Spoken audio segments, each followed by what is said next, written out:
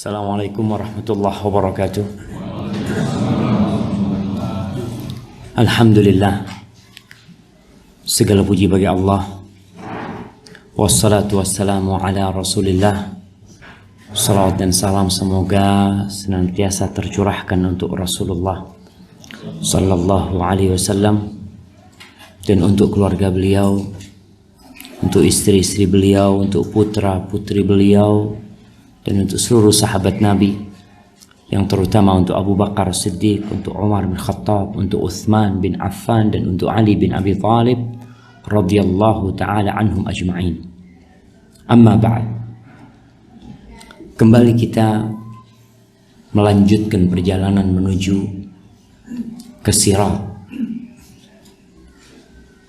Kita semua beriman dengan adanya hari akhir, hari dibangkitkannya manusia, dikeluarkannya mereka dari kuburan untuk mendapatkan balasan atas apa yang dia amalkan. Seorang yang beriman dengan adanya hari akhir akan termotivasi untuk terus beramal. Kita sering mendengar hadis, bahkan beberapa ayat dalam Al-Quran Karim yang menceritakan bagaimana iman ini memotivasi kita untuk beramal. Di dalam hadis Allah mengatakan, Rasulullah SAW bersabda, "Man kana yu'minu billahi wal yaumil akhir." Barang siapa yang beriman kepada Allah dan hari akhir. Di dalam ayat Al-Quran disebutkan, "In kuntum tu'minuna billahi wal yaumil akhir." Kalau kalian beriman kepada Allah dan hari akhir. Itu memotivasi kita untuk beramal. Dan kita sudah menyimak dan mengetahui insya Allah bagaimana proses manusia dibangkitkan dari kuburnya, kemudian digiring ke padang mahsyar. Bagaimana tatkala matahari mendekat kepada mereka dan mereka tenggelam dalam keringat mereka, lalu kemudian mereka diperkenankan untuk menuju ke telaga. Setiap nabi memiliki telaga. Kemudian setelah itu mereka dihisab, ditimbang. Di padang mahsyar ada qisas. Kemudian setelah penimbangan itu mereka menuju ke Sirat. Dan di situ ada kegelapan. Sampai menuju ke neraka penuh dengan kegelapan. Orang-orang yang beriman dan orang-orang munafikin masih berkumpul menjadi satu. Allah membagikan cahaya buat orang-orang yang beriman. Kemudian orang-orang munafikin minta supaya mendapatkan cahaya orang-orang beriman. Lalu Allah kasih pagar, benteng yang memisahkan di antara orang-orang beriman dan orang-orang munafikin. Kemudian orang-orang yang beriman melanjutkan perjalanan. Menuju kemana? Menuju ke surga. Tapi mereka tidak bisa langsung menuju ke surga, karena mereka harus melewati neraka jahanam. Adapun orang-orang kafir dan musyrik serta munafikin, mereka langsung akhirnya setelah pengelompokan itu mereka masuk ke dalam neraka jahanam. Allah menceritakan salah satu peristiwa bagaimana pemimpin orang-orang kafir itu memimpin kaumnya untuk masuk neraka. Di antaranya Fir'aun. Allah sebutkan di surat Hud ayat 98. Yaqdumu qawmahu yawmal qiyamah fa'awradahumun nar wa bi'sal wirdul mawrud. Fir'aun itu mengomandoi pasukannya. Dia ada di depan, membawa kaumnya pada hari kiamat, kemudian memasukkan mereka ke dalam neraka. Jadi pada masa itu semua mengikuti pemimpin-pemimpinnya, mengikuti sesembahan-sesembahan mereka. Waalaikumsalam warahmatullahi wabarakatuh. Maka akhirnya mereka dimasukkan ke dalam api neraka, dan itu seburuk-buruknya tempat masuk yang dimasuki. An-nar. Pernah Aisyah radhiyallahu taala anha dalam hadis riwayat Muslim bertanya kepada Nabi alaihissalatu wassalam tentang firman Allah di surat Ibrahim ayat 48. Surat Ibrahim ayat 48 di mana Allah mengatakan yauma tubaddalul ardu ghairal ardi was samawati wa barazu lillahil wahidil qahhar. Pada hari digantinya bumi tidak seperti bumi yang sekarang kita tempati. Dan langit-langit pun seperti itu. Dan mereka akhirnya menampakkan dirinya buat Allah yang Esa dan Maha Perkasa.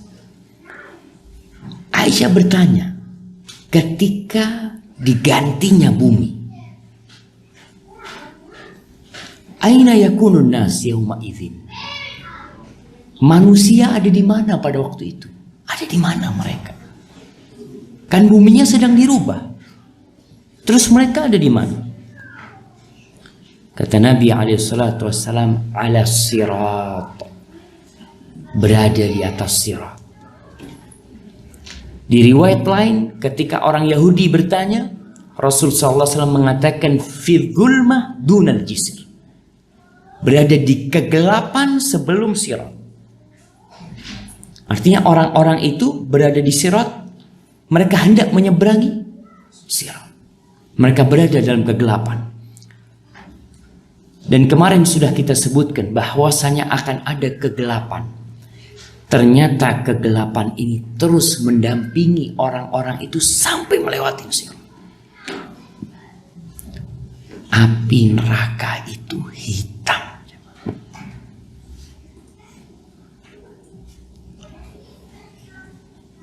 Rasulullah sallallahu alaihi wasallam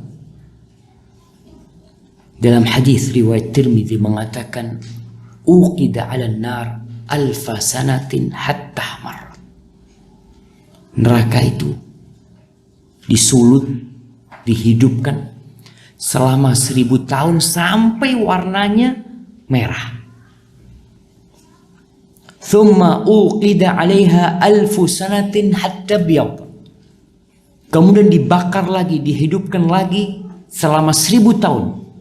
Sampai warnanya putih.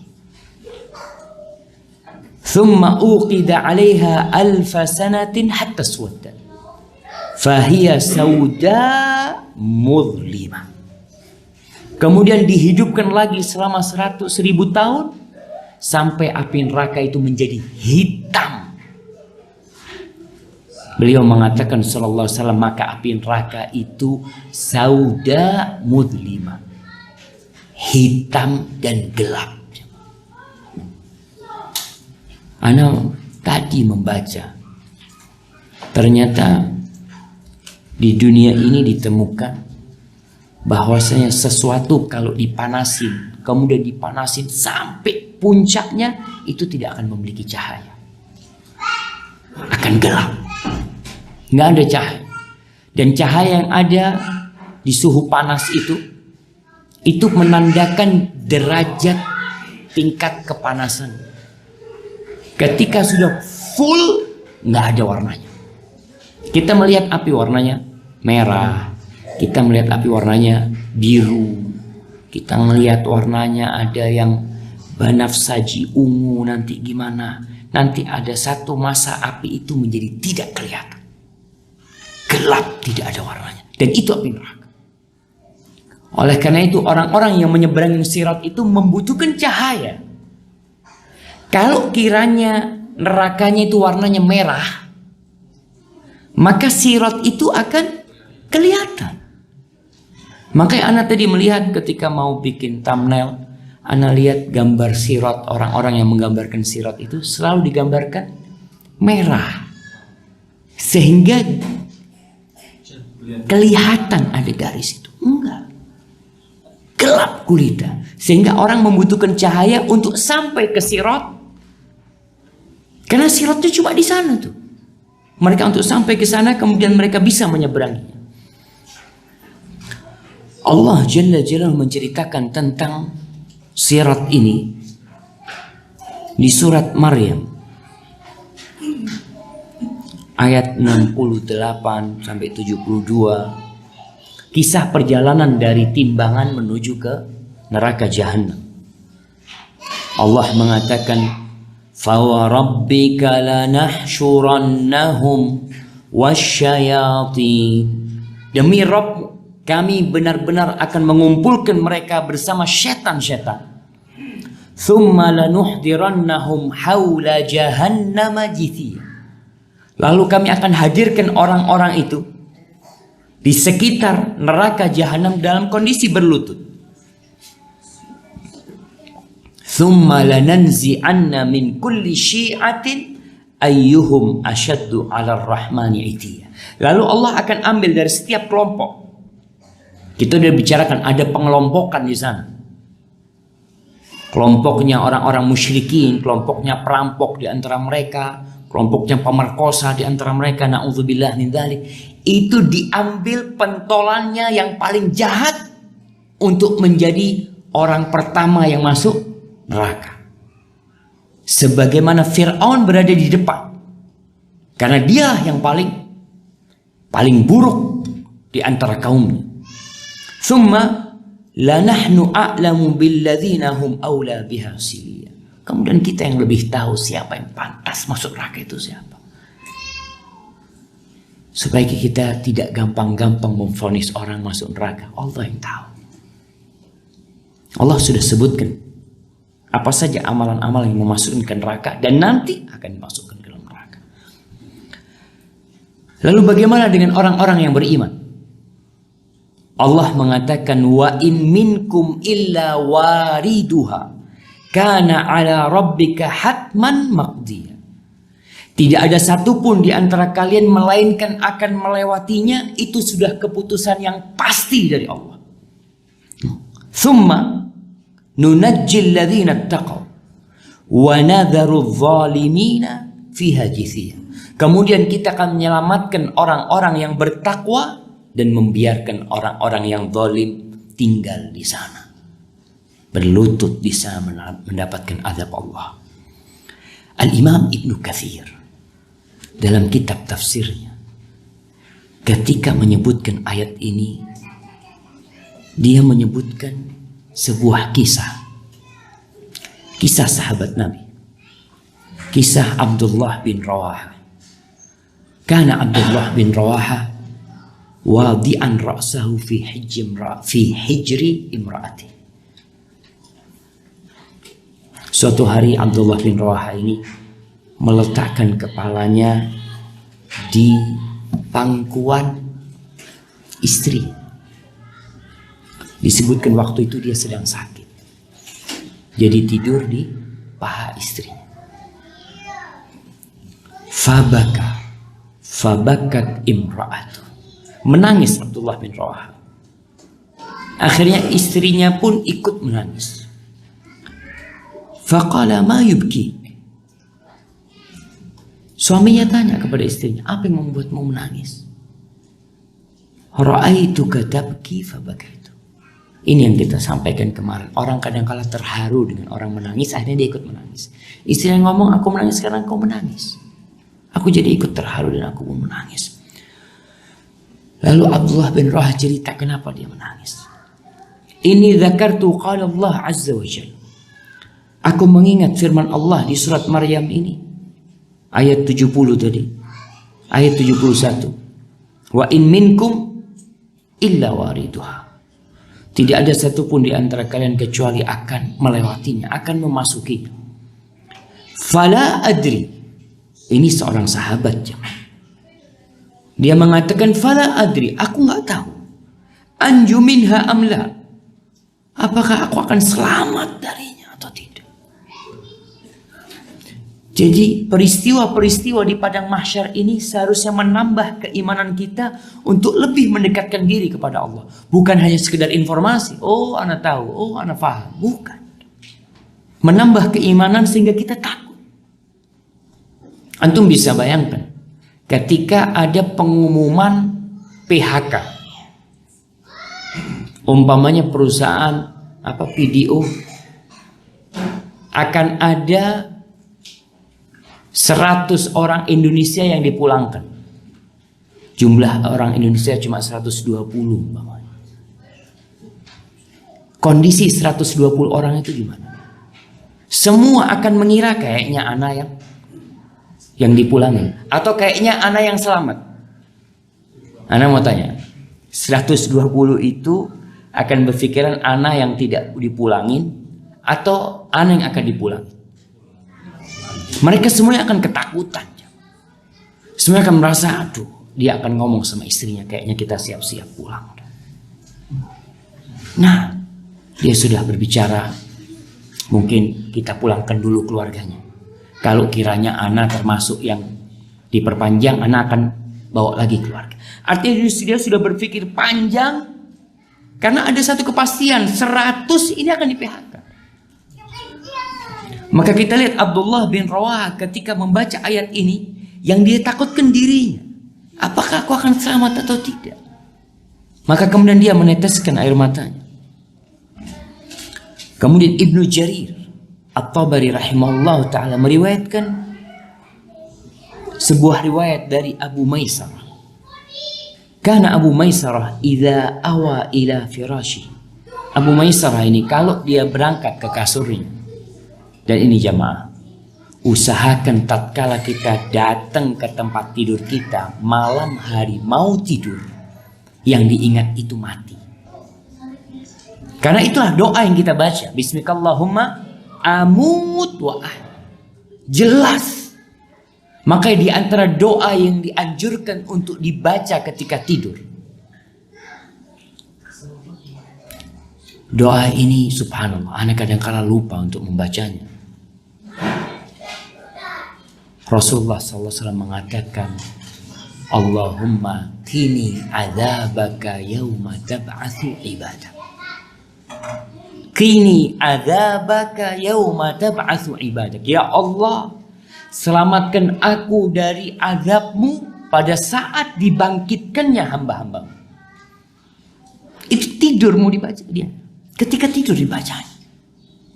Kita memang kadang-kala karena bagusnya tempat tidur kita, ya, nikmatnya, masya Allah. Yang diingat apa? Besok mau sarapan apa yang zennya. Jadi yang dipikirkan masih dunia. Wallahi tidak sedikit orang yang bermalam sudah mempersiapkan sarapannya, ternyata dia tidak pernah bangkit kembali dari tidurnya. Maka dianjurkan membaca banyak doa yang semua berkaitan dengan kematian, bukan dengan kehidupan. Abu Maisarah kalau dia datang ke tempat tidurnya, dia akan berkata, ya laita ummi. Biasanya dia berkata, ya laita ummi lam tanitni, thumma yabki. Dia mengatakan, ya Allah, andai kata ibundaku tidak melahirkanku. Dia menangis. Faqila ma yubkika ya Aba Maisarah. Wahai Abu Maisarah, apa yang menyebabkan engkau menangis? Setiap mau tidur nangis. Faqala ukhbirna anna wariduha. Kita dikasih tahu sama Allah kalau semuanya akan memasukinya. Semuanya akan memasuki neraka itu, semuanya akan memasuki. Walam nukhbar anna sadiruna anha. Tapi Allah nggak kasih tahu kita kalau kita akan selamat dari sana. Ada yang selamat iya, tapi kita selamat nggak ada. Yang jelas semuanya akan masuk ke neraka. Lewat mana? Lewat melewatin sirat itu. Abdullah bin Mubarak meriwayatkan dari Al-Hasan Al-Basri. Ini berkaitan tentang sirat. Qala rajulun li akhihi. Kata Hasan Al-Basri, ada seorang lelaki yang berkata kepada saudaranya, hal ataka annaka waridun nar. Nih orang ngomong sama saya, apakah sudah dapat informasi? Engkau sudah dapat informasi bahwa engkau akan masuk neraka? Udah dapat informasi itu kok? Qala na'am. Iya, aku dapat informasi kalau kita akan masuk neraka. Lalu saudaranya bertanya lagi, fahal ataka annaka sadirun anha? Apakah engkau dapat berita kalau engkau akan keluar dari sana? Qala la. Enggak. Kata orang ini, fa fima dhahik. Lalu kenapa kau ketawa-ketawa dari tadi? Ada orang yang sibuk tertawa, terbahak-bahak ya.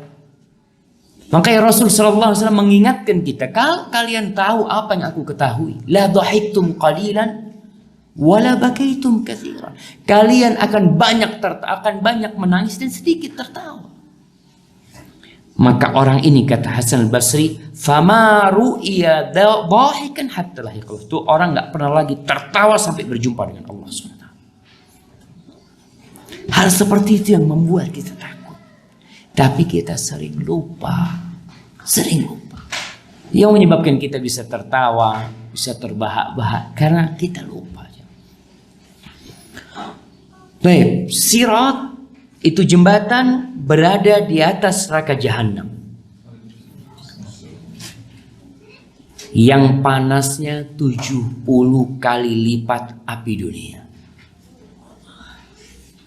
Makanya para sahabat ketika Rasulullah SAW dalam hadis riwayat Bukhari mengatakan, naru bani Adam allati tuqidun juz'un min sab'ina juz'an min nari jahannam. Api yang kalian biasa gunakan untuk menghidupkan kompor kalian ya, itu adalah satu bagian dari 70 bagian api neraka. Qalu ya Rasulullah in kanat lagafiyah. Kata para sahabat, kalau api neraka itu seperti api dunia, itu sudah cukup menyakitkan, sudah cukup menyiksa. Kalau sama dengan api dunia, lagafiyah. Faqala innaha futilat 'alaiha bi 69 juz'an. Api neraka itu dilipat gandakan. Jadi 69 lebih daripada api dunia. Ketika orang-orang berada di padang mahsyar jemaah, itu neraka jahanam dihadirkan. Artinya sebelumnya mereka tidak melihat neraka. Jadi ada satu masa, mungkin setelah mizan, setelah timbangan, setelah selesai semuanya, hisab sudah selesai dengan ditimbang, dengan adanya kisos, semuanya sudah selesai. Maka Allah mengatakan di surat Al-Fajr ayat 23, waji'a yawma idzin bi jahannam yawma idzin yatadhakkarul insanu wa anna lahu dzikra. Pada saat itu didatangkan neraka jahanam, didatangkan. Neraka jahanam ini hidup jemaah. Pada hari itu ya, manusia tatkala melihat neraka jahanam, mereka akan ingat dengan semua yang dia lakukan di dunia. Dia baru ingat bahwasanya memang akan ada hari kebangkitan. Ada api neraka itu. Wa anna lahu dzikra. Yaqulu ya laitani qaddamtu li hayati. Dia mengatakan, andai kata aku melakukan perbuatan-perbuatan baik ketika aku hidup. Dia mengatakan hal itu. Wa anna lahu dzikra. Tapi apa gunanya mengingat? Apa gunanya peringatan pada waktu itu? Seperti seorang yang dipecat dari satu perusahaan umpamanya. Dia sudah diingetin. Jangan lakukan ini, jangan lakukan. Terus dia melanggar. Ketika hari dikasih surat pemecatan, dia baru ingat. Lalu dia, ya Allah, andai kata aku tidak melakukan ini, andai ada gunanya, sudah selesai. Diriwayatkan oleh Imam Muslim tentang prosesi ditariknya neraka yang didatangkan. Abdullah bin Mas'ud radhiyallahu taala anhu berkata, qala Rasulullah sallallahu alaihi wasallam, Rasulullah sallallahu alaihi wasallam bersabda, yu'ta bi jahannam yauma itu. Pada hari itu neraka jahanam didatangkan. Laha sab'una alfi zimam. Artinya sirat belum ditaruh. Didatangkan dahulu, setelah datang nanti baru sirat itu ditaruh di atas neraka jahanam.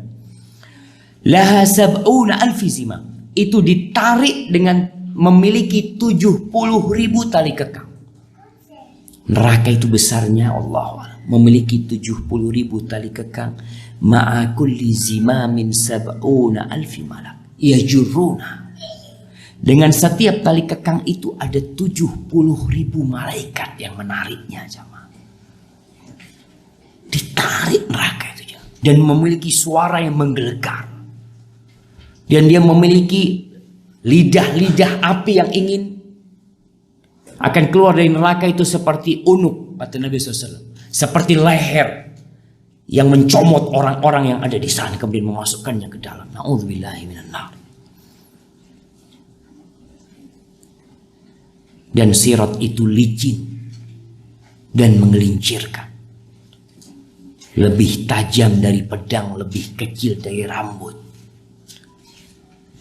Mungkin seorang akan bertanya, gimana orang akan bisa melewatinya, Ustaz?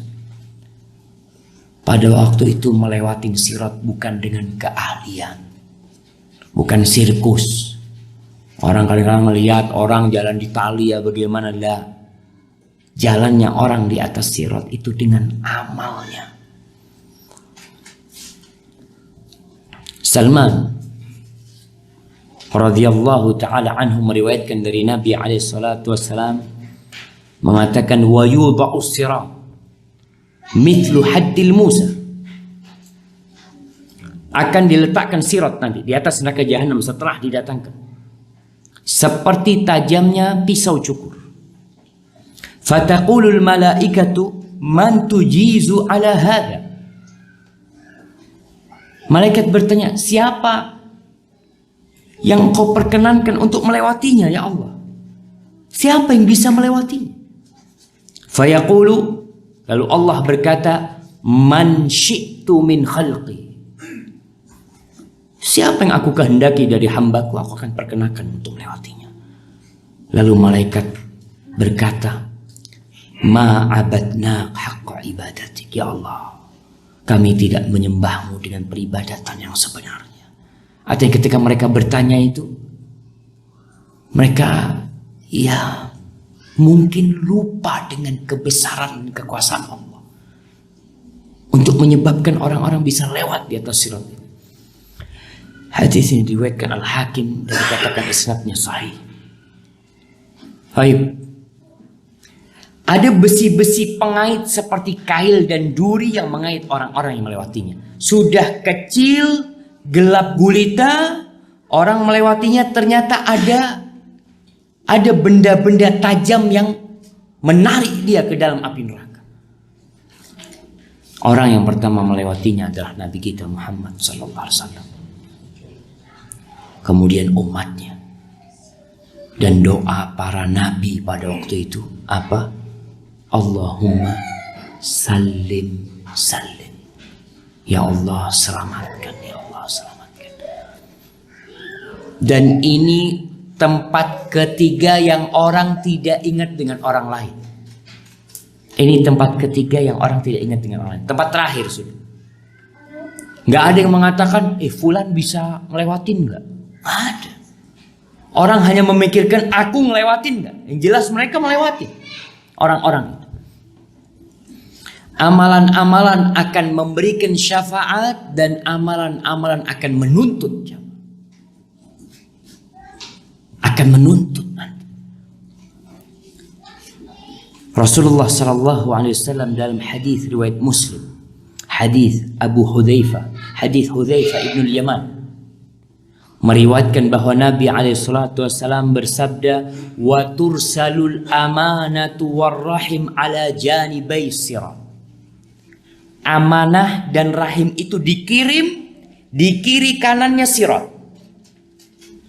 Jadi kalau ini sirat, kalau kita katakan ini sirat, kanan kirinya itu amanah dan rahim. Ngapain amanah dan rahim dikirim ke sana sama Allah SWT? Al-Imam Nawawi ketika menjelaskan hadis ini mengatakan, wa irsalul amanati warrahim ala janibai sirat, dan dikirimnya amanah dan rahim untuk berdiri di kanan kirinya sirat, litutaliba kullaman yamur ala sirat bihaqqiha. Mereka itu akan menuntut dengan haknya setiap orang yang lewat. Kalau ternyata memutuskan rahim, dia tarik, dia lemparkan ke neraka. Artinya rahim itu akan menuntut di sana.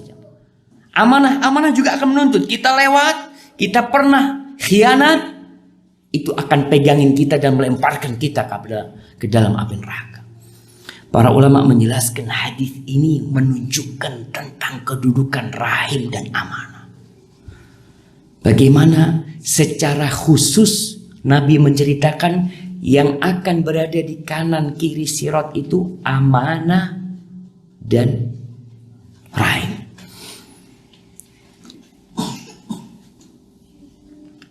Pernah suatu hari Rasulullah Sallallahu Alaihi Wasallam ditanya oleh seorang tentang kiamat. Mata sa'ah. Rasulullah SAW terus ajak ngobrol, bercakap. Sebagian sahabat mengatakan kayaknya Nabi nggak dengar pertanyaan orang itu. Lalu dia ngobrol lagi. Kemudian tanya lagi orang ini. Oh, kayaknya Nabi nggak dengar karena Nabi tidak menjawab. Setelah itu, setelah selesai ngobrol, setelah selesai berbicara, Nabi bertanya, Sallallahu Alaihi Wasallam, Aina arahu sa'il anis sa'a. Mana yang aku lihat tadi ada yang bertanya tentang kiamat? Mana orangnya? Qala ha ana ya Rasulullah. Aku ya Rasulullah SAW. Apa kata Nabi SAW? Idza duyi'atil amanah fantadhir sa'ah. Kalau amanah sudah dihilangkan, amanah sudah tidak dijaga, maka ketika itu engkau tunggu kiamat. Maka sahabat ini tanya, kaifa idha'atuha? Bagaimana orang menghilangkan amanah ini, bagaimana sih? Apa kata Nabi alaihissalatu wassalam? Idza wusidal amru ila ghairi ahli fantadhiri sa'ah. Kalau pekerjaan tugas itu diberikan kepada yang bukan ahlinya, ketika itu engkau tunggu kiamat.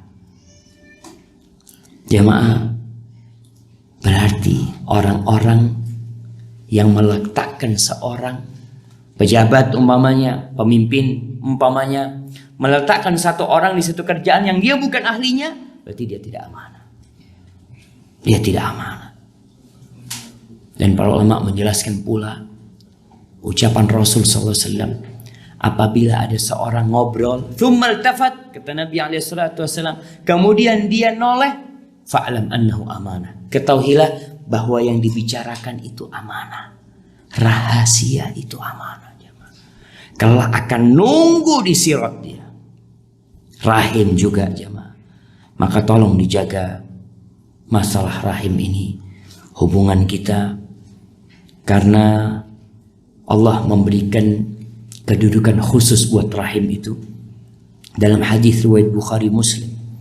Lamma faraghallahu min khalqil khalq. Ketika Allah selesai menciptakan ciptaannya. Hatta idza faragha minhum, ketika sudah habis, qamatir rahim. Rahim itu berdiri. Faqalat ya Rabbi, hadza maqamul a'idzi bika minal qati'ah. Berdiri rahim mengatakan, ya Allah, aku berdiri di sini, ini makom orang yang berlindung kepadamu dari diputuskan aku. Rahim tidak mau diputuskan. Qala na'am. Iya. Diterima Nabi Allah Jalla Jalaluh. Lalu Allah mengatakan, ama tardaina an asila man wasalaki wa aqta'a man qata'aki. Apakah engkau tidak ridha? Aku akan menyambung orang yang menyambungmu dan aku akan memutuskan orang yang memutuskanmu. Qala bala. Orang yang mengatakan fadzaka laki. Itu buat engkau. Thumma qala al-Mustafa sallallahu alaihi wasallam, lalu Nabi membaca firman Allah, iqra'u in syi'tum qawlahu ta'ala. Kalian baca firman Allah kalau kalian mau. Ulaika alladzina la'anahumullah fa'asammahum wa a'ma absarahum. Itu orang-orang yang memutuskan rahim adalah orang-orang yang dilaknat oleh Allah. Allah bikin mereka tuli, Allah bikin mereka buta. Dan nanti ketika di sirat, seperti tadi yang Nabi jelaskan, rahim itu akan nungguin kita jemaah. Maka jaga rahim kita. Barakallahu fikum. Baik, di sini antum bisa paham sebuah hadis yang sering kita dengar. La yadkhulul jannah qati'. Tidak masuk surga orang yang memutuskan rahim. Nggak masuk surga. Mungkin dia punya amalan banyak, tapi ketika dia melewati sirat, rahimnya nungguin dia di sana. Enggak masuk surga. Harus lewat sini dulu tuh. La yadkhulul jannah qati, hadis yang diriwayatkan Imam Bukhari dan Muslim. Maka perlu berhati-hati. Antum coba lihat hubungan antum sama kerabat antum, sama paman, sama bibi, sama anak paman dan bibi, khususnya sama orang tua kita. Tapi bagaimana proses orang-orang yang melewati sirat? Semua sesuai dengan amalannya. Ada yang secepat kilat, ada yang secepat angin, ada yang secepat kuda-kuda pacu, ada yang berlari, ada yang berjalan, ada yang merangkak, dan banyak yang berjatuhan. Ini kita bicara orang-orang Islam. Kita bicara orang-orang dari umatnya Nabi Muhammad. Orang munafik sudah nggak ada. Udah nggak ada. Udah lepas mereka. Udah berpisah sama orang-orang kafir. Rasulullah SAW bersabda, yudrabu sirat baina dhahranai jahannam. Fa'akunu ana wa ummati awwal man yajuz. Akan diletakkan sirat di antara punggungnya neraka jahannam. Maka aku menjadi orang yang pertama melewati dan umatku. Wala yatakallamu yawma idzin illa rusul. Pada hari itu, pada saat itu tidak ada yang berbicara kecuali utusan-utusan Allah. Wa da'war rusul yawma idzin Allahumma sallim sallim. Dan ternyata para nabi berbicara apa yang keluar dari lisan mereka? Allahumma sallim sallim. Ya Allah selamatkan, ya Allah selamatkan. Wa fi jahannam kalalib mithlu syauqis sa'dan. Dan di neraka jahanam itu muncul kalalib, akan keluar seperti kail-kail. Seperti kalau antum lihat kadangkala kail yang besar itu jamaah. Jangkar. Kayak apa? Kalau jangkar kan ada yang alat bantol itu kadangkala gancu. Iya, kayak gancu gitu. Mithla syauqis sa'dan. Hal ra'aitum sa'dan? Qalu na'am ya Rasulullah. Qala fa innaha mithla syauqis sa'dan ghaira annahu la ya'lamu qadru idhamiha illa Allah azza wa jalla. Nabi SAW mengatakan kepada para sahabatnya, kalian tahu duri sa'dan? Melihat duri sa'dan itu kail-kail seperti itu. Para sahabat mengatakan, iya kita tahu seperti itu, kata dia. Cuma tidak ada yang tahu besarnya itu kecuali Allah Jalla Jalaluhu. Kemudian Nabi SAW mengatakan, takhtifun nas bi'a'malihim. Orang itu berjalan, mungkin dia berlari, tahu-tahu ada yang menarik dia. Jatuh dia. Sesuai dengan amalannya. Faminhumul mubiq bi'amali. Di antara mereka ada yang binasa dengan amalannya. Wa minhumul mujazi hatta yunji. Dan di antara mereka ada yang lolos sehingga sukses nanti sampai ke ujung sirat. Rasulullah SAW pernah ditanya tentang sirat ini. Bagaimana sirat itu? Nabi mengatakan dahdun mazillah. Jalan yang licin yang menjadikan telapak kaki tergelincir. Fihi khatatif wa kalalib wa hasad. Dikatakan di sana akan ada pengait-pengait. Itu dikatakan seperti gancu, seperti duri yang kuat. Bagaimana orang yang melewat, orang yang beriman dikatakan fayamurul mu'minun. Orang-orang beriman akan melewatinya katarfil ain, seperti kejapan mata. Tahu-tahu sudah sampai. Tapi tetap harus melewati. Wa kalbar, ada yang seperti kilat. Bagaimana kita kalau melihat kilat? Kita kadang-kala ngomong sama anak kita, nak sebentar lagi lihat.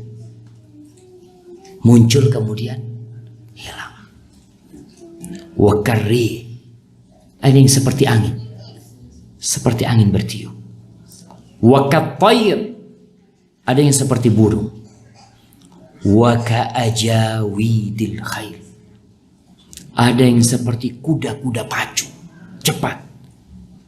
Warrika fanajin, musallam wa makhdushun mursal wa makdusun fi nari jahannam. Orang terbagi menjadi tiga. Waalaikumsalam warahmatullahi. Orang yang melewatin sirat terbagi menjadi tiga. Yang pertama adalah orang yang selamat tanpa terkena apa-apa di tubuh. Selamat dia. Artinya dia sampai ke ujung sirat, tubuhnya tidak mengalami luka. Yang kedua kata Nabi SAW, wa makhdushun mursal. Ada orang yang terluka-luka. Artinya ketika dia melewati sirat, dia hendak jatuh, amalan yang membantu dia untuk berdiri lagi. Ada yang mungkin merangkak, terkena kaitan-kaitan itu, terluka tubuhnya. Ada yang terkena api neraka, tapi akhirnya selamat. Ada yang seperti itu. Yang ketiga, wa makdusun fi nari jahannam. Ada orang yang jatuh ke dalam neraka jahannam. Na'udzubillahi min dzalik. Banyak kali hadis-hadis yang menyebutkan tentang sirat. Bagaimana ada orang yang di sini Nabi SAW dalam hadis riwayat Hakim menjelaskan, ketika orang-orang melewati sirat sesuai dengan amalannya, hatta yamurra alladhi nuruhu ala ibhami qadami. Ingat ketika pembagian cahaya, ada yang cahayanya cuma di jempolnya. Ini orang terakhir nanti yang akan lewat nih. Orang yang dapat cahaya di jempolnya itu akan lewatin sirat. Yajurru yadan wa yu'alliku yadan. Dia sudah merangkak sudah. Tangannya bisa jalan. Dia pegang dengan tangan satunya, dengan kaki satunya nggak bisa gerak. Fatusibu jawani bonar. Kanan kirinya terkena api neraka. Al-Imam Nawawi rahimahullahu ta'ala menjelaskan tentang orang-orang ini. Maka sesuai dengan amalannya. Orang-orang yang masuk surga tanpa hisab, tanpa azab. Yang seperti itu ya. Artinya yang sampai ke ujungnya tidak terkena apa. Ada yang masuk surga pakai hisab, pakai diazab. Ada yang diazabnya di atas neraka sana. Tidak sampai masuk ke dalamnya. Tapi ada yang diazab di dalamnya nanti. Ingat, kita bicara orang, mereka adalah orang-orang yang beriman. Maka pada waktu itu orang ingin menebus dirinya. Melihat neraka, melihat azab Allah itu. Allah sebutkan di surah Al-Hadid ayat 15. Setelah cerita tentang orang-orang munafik yang minta cahaya. Bagaimana mereka ketika dipisahkan dari orang-orang yang beriman. Allah katakan, karena mereka ingin menebus diri mereka. Allah katakan, fal yauma la yu'khadu minkum fidyah. Allah katakan hari ini tidak diambil dari kalian tebusan. Wala minal ladzina kafaru, dan tidak pula dari orang-orang kafir yang sudah masuk itu nggak akan diambil tebusan dari mereka. Kenapa? Dalam kehidupan dunia orang bisa menebus dirinya. Berapa banyak orang yang ditangkap kemudian bayar miliaran dia keluar dia. Dengan hartanya dia bisa keluar. Allah katakan pada hari ini tidak diterima dari kalian tebusan dan tidak pula dari orang-orang kafir. Ma'wakumun nar. Tempat kalian adalah api neraka. Hiya maulakum wa bi'sal masir. Itu yang menjadi tuan kalian, yang akan melindungi kalian. Neraka yang akan melindungi kalian dan seburuk-buruknya tempat kembali. Di surah Ma'arij ayat 11, 12, 13, 14, 15.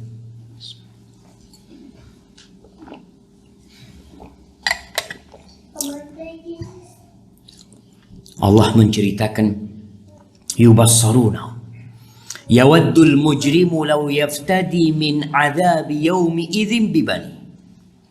Para pelaku dosa pada hari itu ingin menebus dirinya dengan apa? Ketika melihat azab itu, kalau sekarang tidak sedikit orang tua yang mengatakan udahlah anak saya keluar biar saya yang di penjara nggak apa-apa. Orang tua mungkin mengatakan itu. Memberikan jaminan. Orang tua memberikan jaminan bagaimana supaya keluarganya tidak mendapatkan hukuman. Pada hari itu berbeda. Orang yang melakukan dosa itu ingin menjadikan anak-anaknya sebagai tebusan. Anak-anak yang dimasukkan neraka, yang penting jangan anak. Dia punya anak 10, punya anak 7, semuanya masuk neraka, yang penting anak nggak masuk neraka, ya Allah. Wa sahibatihi wa akhi. Kalau itu tidak diterima, dia akan tambahkan istrinya dan saudaranya. Dia punya istri, udah anakku, istriku, dan semua kerabatku masuk neraka. Tidak diterima. Wa fasilatihi allati tu'i. Sukunya, bangsa dia. Banyak orang Indonesia nggak apa-apa, semua orang Indonesia masuk neraka, yang penting anak. Itu keinginan orang yang melakukan dosa. Wa man fil ardi jami'an thumma yunji. Ini orang kalau bisa menjadikan seluruh penduduk dunia ini penebus dirinya, dia akan lakukan. Tapi tidak diterima. Kalla innaha ladhun ada. Sudah, putusannya neraka sudah. Karena pada hari itu memang waktunya mendapatkan ganjaran, bukan waktunya beramal. Makanya kita sering dengar ayat bagaimana harta anak tidak bermanfaat di hari akhir. Ya karena itu. Di sini bermanfaat anak-anak. Orang tua ketika punya anak, bermanfaat anakmu saat ini. Dengan apa? Jadikan anak-anakmu hafizul Quran. Jadikan salah satu orang yang punya anak 5, 6, paling tidak ada salah satu di antara mereka yang bisa menjadi pemberi syafaat kelak pada hari kiamat. Usahakan punya. Tapi kalau ternyata orang tua hanya memikirkan dunia anaknya, ya sudah. Anak dan harta nggak berguna. Yauma la yanfa'u malu wala banun. Tidak sedikit orang tua yang kalau duduk bersama tamu-tamunya, bersama sahib-sahibnya, syuf anak-anak alhamdulillah kerja di perusahaan ini. Anak-anak sebagai ini, anak-anak sebagai ini. Seharusnya salah satu kebanggaanmu mengatakan, nih alhamdulillah anak-anak yang ini sudah hafal 5 juz Al-Quran Karim. Yang ini sudah hafal 10 juz Al-Quran Karim. Itu yang menjadi kebanggaan. Karena mereka nanti Quran akan memberikan syafaat kelak pada hari kiamat. Quran itu akan memberikan syafaat. Akan mengatakan, ya Rabb, kata dia, mana'tuhun naum bil-lail. Aku larang dia untuk tidur di malam hari karena membacaku. Puasa datang memberikan syafaat. Ya Rabb, aku larang dia untuk makan di siang hari demi engkau selamatkan dia dari azabmu. Amalan-amalan akan memberikan syafaat kelak. Tapi kalau mau menebus dengan harta, nggak ada gunanya harta. Jamaah, Allah tuh nggak butuh sama harta. Makanya kita lihat nih di surat Al-Maidah ayat 36. Supaya kita bisa menilai dunia ini seperti apa. Allah mengatakan, innal ladzina kafaru law anna lahum ma fil ardi jami'an. Sesungguhnya orang-orang yang kafir, andai kata mereka memiliki semua isi bumi ini, wa mithlahu ma'ah, dan yang sama seperti bumi ini, 2. Jadi punya bumi dan seisinya. Liyaftadu bihi min adzab yaumil qiyamah. Kemudian mereka datang untuk menebus diri mereka dari api neraka, ma tuqbila minhu. Tidak akan diterima dari mereka, nggak akan diterima. Walahum adzabun alim. Jadi apa gunanya dunia dan isinya, jemaah? Kalau ternyata tidak bisa menyelamatkan kita. Makanya Allah tidak butuh dengan dunia dan isinya. Kenapa Allah tidak butuh? Kenapa, jemaah? Dunia dan isinya ini tidak lebih dari 1 sayap nyamuk, jemaah. 1 sayap nyamuk. Jadi kita yang merasa punya, Masya Allah, antum punya rumah, antum punya mobil, antum ambil nyamuk, antum lihat mobil antum ini dibanding 1 sayap nyamuk, wallahi lebih berarti 1 sayap nyamuk. Nah, di dunia ini. Makanya kalau digunakan untuk akhirat akan berguna.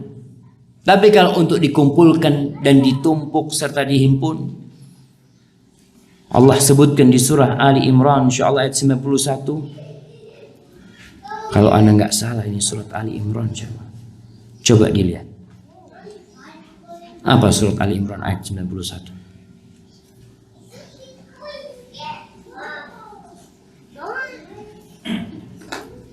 Siapa yang udah dapat? Sesungguhnya orang-orang kafir dan mati dalam kekafiran tidak diterima seorang pun di antara mereka sepenuh bumi. Sepenuh bumi apa? Berupa emas yang digunakannya sebagai penembus diri mereka. Nah, ini surat betul ini. Ali Imran 91. Innal ladzina kafaru wa matu wa hum kuffar. Nah, sesungguhnya orang-orang kafir yang mati dalam kondisi kafir tidak akan falayuqbala min ahadihim mil'ul ardi dhahaban. Allah tidak akan terima dari mereka sebagai tebusan sepenuh bumi ini emas, nggak akan diterima. Walau iftada bih, walaupun dia ingin menebus dirinya, la. Ulaika lahum adzabun alim wa ma lahum min nasirin. Mereka adalah orang-orang yang akan mendapatkan azab yang pedih. Dan mereka tidak akan mendapatkan penolong-penolongnya. Tidak ada penolong buat mereka.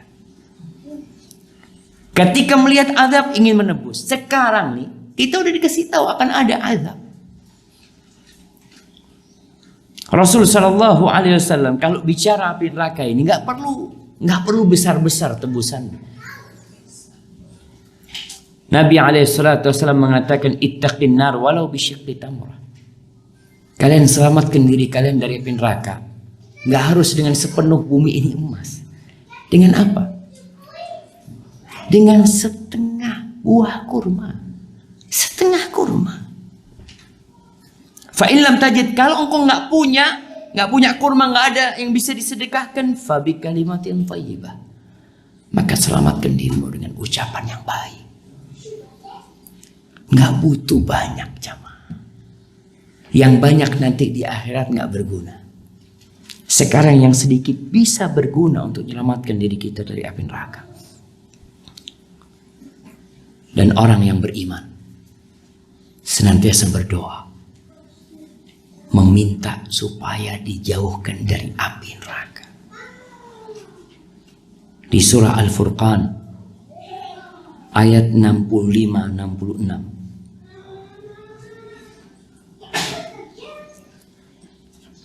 Allah menyebutkan tentang orang-orang yang beriman.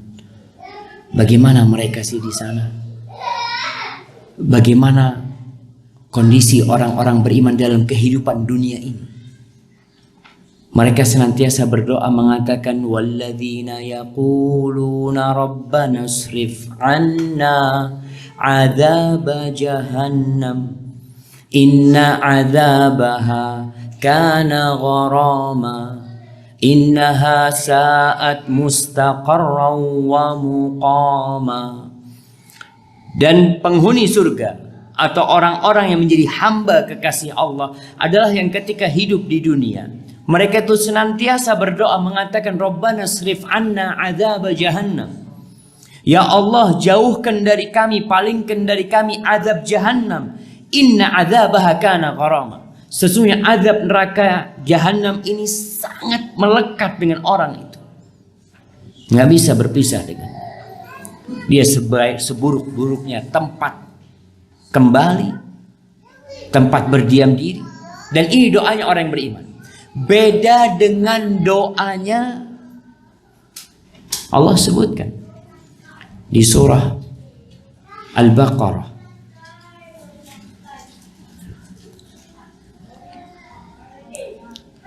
Allah mengatakan wa minan nas wa min, tunggu ayatnya, fa minan nasi man yaqulu rabbana,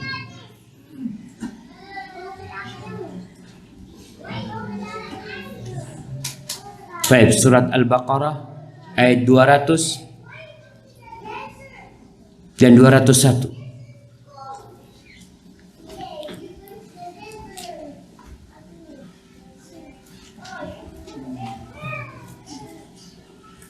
Dan ayat 202. Udah dapat? Di akhir ayat 200 Allah menceritakan bagaimana manusia terbagi menjadi dua dalam doa mereka. Allah mengatakan faminan nasi may yaqulu rabbana atina fid dunya wa ma lahu fil akhirati min khalaq. Dan di antara manusia-manusia itu ada yang berkata, doanya itu minta apa? Rabbana atina fid dunya. Rabbana atina fid dunya. Minta kesuksesan ini, kepingin itu, semua urusan dunia. Ada orang yang seperti itu. Doanya hanya minta rezeki, minta kesehatan, minta anaknya supaya terima sekolah di sana, minta ini dan itu, hanya urusan dunia. Dan biasanya kita kalau ingin sesuatu dari dunia ini sampai nangis-nangis mintanya. Sampai nangis-nangis. Kepingin sehat, sakit, sampai. Tapi tatkala kita minta diselamatkan dari api neraka, kadangkala susah kita meneteskan air mata. Biasa aja doanya. Allah katakan, wa ma lahu fil akhirati min khalaq. Dia minta dunia, Allah kasih. Di akhirat tidak dapat bagian apa-apa. Wa minhum, tapi di antara mereka, man yaqulu rabbana atina fid dunya hasanah wa fil akhirati hasanah wa qina adzabannar. Di antara mereka ada orang-orang yang kalau berdoa, ya Rabb, Rabbana atina fid dunya hasanah, ya Allah berikan kebaikan buat kami di dunia. Wa fil akhirati hasanah. Kenapa kita minta kebaikan di dunia? Karena kita hidup di dunia. Jangan minta kesusahan. Jangan minta bala dan petaka, jangan. Rasulullah SAW pernah berkunjung ke rumah seorang sahabat yang sakit sampai seperti ayam yang sakit itu, jemaah. Nabi bertanya kepada dia, hal da'auta Allah bisyai? Apakah engkau berdoa sesuatu, minta sama Allah? Iya Nabi, kata dia. Aku mengatakan dalam doaku, Allahumma ma kunta mu'aqibi fil akhirah fa'ajilhu li fid dunya. Ya Allah, sanksi yang akan engkau berikan kepadaku di akhirat, aku minta kau segerakan di dunia. Doanya sahabat. Apa kata Nabi SAW? Innaka la tutiqu dzal. Enggak mampu engkau. Enggak mungkin kau mampu mendapatkan siksa Allah. Enggak mungkin. Halla sa'alta Allah al-afiyah. Kenapa engkau tidak minta afiyah? Afiyah itu selamat dari petaka, sehat badannya. Kenapa engkau tidak minta afiyah? Halla qulta, kenapa engkau enggak berkata Allahumma atina fid dunya hasanah wa fil akhirati hasanah wa qina adzabannar. Kita minta kebahagiaan di dunia. Iya, karena kita hidup di dunia. Kita tidak minta bala, kita tidak minta petaka, kita minta kebaikan dulu. Wa fil akhirati hasanah. Dan kita minta kebaikan di akhirat. Cukup. Kita minta juga waqina adzabannar. Selamatkan kami dari api neraka. Lalu apa kata Allah tentang mereka ini? Ulaika lahum nasibun mimma kasabu. Mereka itu orang-orang akan mendapatkan bagian dari apa yang mereka kerjakan. Orang yang pertama dan orang yang kedua. Wallahu sari'ul hisab. Allah itu hisabnya sangat cepat sekali. Diriwayatkan jamaah bahwasanya hisab nanti pada hari kiamat itu hanya terjadi setengah hari. Nisfal yaum. Antum bisa bayangkan. Perjalanan yang panjang itu nanti ketika hisab manusia yang banyak sekali hanya setengah hari selesai. Para ulama berdalil dengan firman Allah di surah Al-Furqan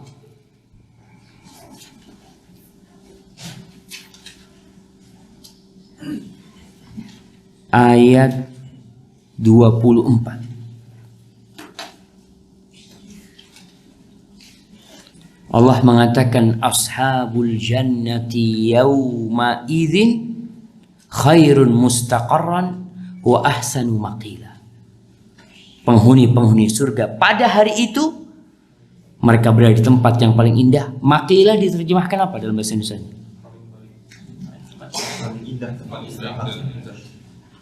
Maqila terjemahkan paling indah.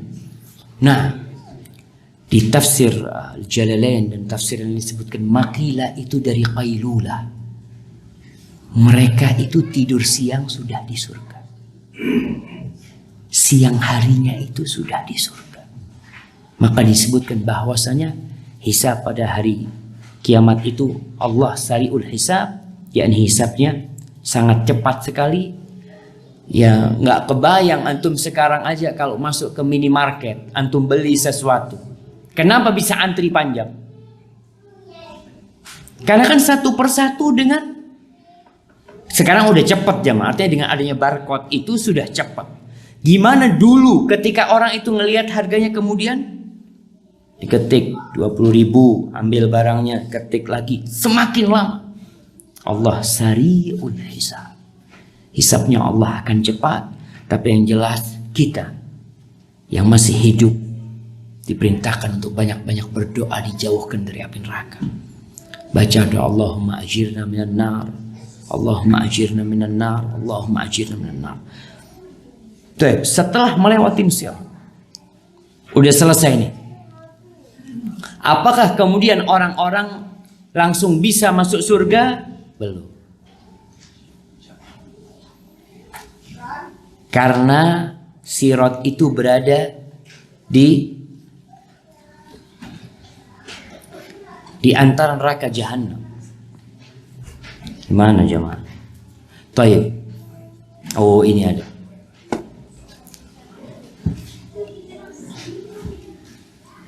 Taib. Kalau sirat itu ada di atas sini, yang di sebelah sininya itu bukan pintu surga. Jadi masih ada halaman yang luas untuk menuju pintu surga. Orang-orang yang selamat dari sirat, insya Allah mereka sudah masuk surga. Tapi harus dibersihkan terlebih dahulu hatinya. Pintu surga masih tertutup. Rasulullah SAW bersabda tentang bagaimana orang-orang yang selamat dari neraka itu. Beliau mengatakan sallallahu alaihi wasallam, "Idza khalasal mu'minuna minan nar, hubisu biqantaratin bainal jannati wan nar." Kalau orang-orang yang beriman itu selamat dari api neraka, mereka akan ditahan di qantara, disebutkan jembatan bainal jannati wan nar. Jembatan ini antara surga dan neraka. Kalau sirat itu berada di punggungnya neraka, kalau sekarang ada jembatan antara neraka dengan surga. Untuk apa? Fayaqasuna madzalim kanat bainahum fid dunya. Ada kisos lagi di antara mereka yang sudah masuk surga. Artinya mereka ini udah pasti masuk surga. Tapi masih ada di antara fulan sama fulan masalah. Kita lihat di dunia aja. Kita kadangkala udah maafkan fulan, tapi hati masih berat menerima. Artinya, ya anak-anak gak ada masalah sama fulan. Tapi kenapa gak mau ketemu? Ya gak enak aja gitu. Nih orang-orang seperti ini gak bakalan bisa masuk surga sampai bersih hati. Gimana mereka mau masuk surga? Di surga ketemu sama sahibnya itu. Loh, ada di sini kau. Ketika dia masih menyimpan apa? Menyimpan dendam, tidak akan nyaman hidup di surga. Makanya Rasulullah SAW mengatakan, hatta idza nuqqu wa hudzibu, sampai ketika mereka dibersihkan hatinya, disucikan hatinya, udzina lahum bidukhulil jannah. Ketika itu baru diperbolehkan masuk ke surga. Fawalladzi nafsu Muhammadin biyadihi, demi yang jiwa Muhammad berada di tangannya, kata Nabi SAW, la ahaduhum bimaskanihi fid dunya adallu bimanzilihi kana fid dunya. Rasul sallallahu alaihi wasallam menjelaskan bagaimana seorang nanti ketika masuk surga itu lebih paham dengan rumahnya di surga daripada rumahnya di dunia. Artinya dia masuk ke rumahnya di surga itu nggak aneh, jemaah. Kita kadang-kala masuk ke rumah baru, apa yang terjadi? Ruang tamunya di mana? Anunya di mana? Kamarnya ada berapa? Enggak, orang ini masuk dalam kondisi Allah sudah kasih bayangan tentang tempatnya dia. Dia di sana sudah nikmat dan tidak merasa asing. Orang kalau merasa asing kan gak nyaman. Wa yudkhiluhumul jannah arrafaha lahum. Allah memasukkan mereka dalam surga-surga, kepada tempat-tempat mereka dalam surga yang sudah Allah kasih tahu tentang mereka, tentang surga itu. Jamaah rahimakumullah, berkaitan dengan kisah yang terjadi di antara mereka, Asy-Syaikh Ibn Utsaimin, kisah yang terjadi di mana? Di Qantarah ini.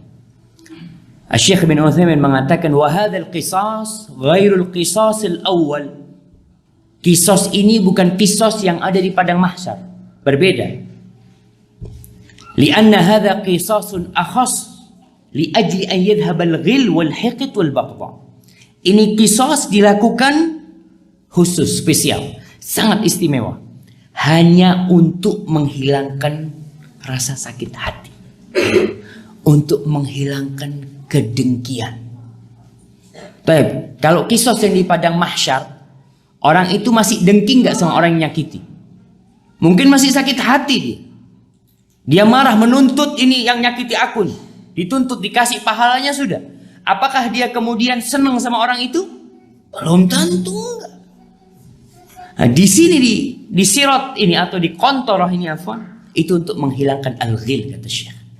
Menghilangkan kedengkian, al-hiqd, rasa iri, al-baghdha, kebencian, allati fi qulubin nas, yang itu ada di hati manusia. Setelah melewati sirat itu masih ada. Fayakunu hadza bimanzilati tanqiyah wat tathhir. Kisos ini hanya untuk membersihkan dan menyucikan. Wa dzalika lianna ma fil qulub la yazulu bi mujarradil qisas. Ini kata Syekh. Karena yang di hati itu kadang-kadang nggak hilang dengan kisos. Di dunia lah kita rasakan. Umpamanya ada orang mukul kita, lalu dipanggil kisos, kau pukul juga dia. Kita pukul orang itu. Apakah dengan memukul hilang dari hati? Enggak. Belum. Kadang-kadang kita nggak mau ketemu dia lagi. Walaupun sudah kisos, tetap di hatinya ada perasaan tidak mau berjumpa dengan dia lagi. Fahadil qantarah allati bainal jannah wan nar, kata Syekh Utsaimin rahimahullahu taala, qantarah yang berada di antara surga dan neraka ini li ajli tanqiyati ma fil qulub hatta yadkhulul jannah wa laysa fi qulubihim ghil. Untuk membersihkan yang ada dalam hati mereka sehingga semuanya masuk surga. Itu semuanya pasti masuk surga yang sudah melewati sirat. Tapi bagaimana semuanya masuk surga tanpa ada iri di hati mereka? Allah berfirman di surat Al-Hijr ayat 47. Allah mengatakan, wa naza'na ma fi sudurihim min ghillin ikhwanan ala sururin mutaqabilin. Kata Allah, dan kami cabut apa yang berada di hati mereka dari rasa iri, rasa dengki. Akhirnya mereka menjadi saudara. Di atas ranjang-ranjang itu mereka saling berjumpa, saling ngobrol. Tidak ada lagi iri dan dengki. Nggak ada lagi. Ada orang yang dibunuh di dunia, kemudian yang membunuh taubat. Seperti kisahnya siapa? Hamzah. Siapa yang bunuh Hamzah? Wahsy. Wahsy taubat masuk Islam. Khalid bin Walid. Bukankah Khalid bin Walid yang ikut berperang ketika Uhud sehingga menyebabkan sahabat mati banyak? Kemudian Khalid bin Walid masuk Islam. Bagaimana kondisi dia? Ingat kisah yang membunuh 99 orang. Yang kemudian jadi 100 dia bunuh. Bukankah 100 orang itu akan nuntut dia? Iya. Bagaimana Rasulullah SAW menceritakan bahwa orang ini kemudian bertobat. Dan Allah menerima tobatnya. Kemudian dia diterima oleh malaikat-malaikat rahmat. Tentunya orang-orang yang dibunuh masih menyimpan dendam, sakit hati. Ketika di sini semuanya dibersihkan. Sehingga masuk surga. Orang yang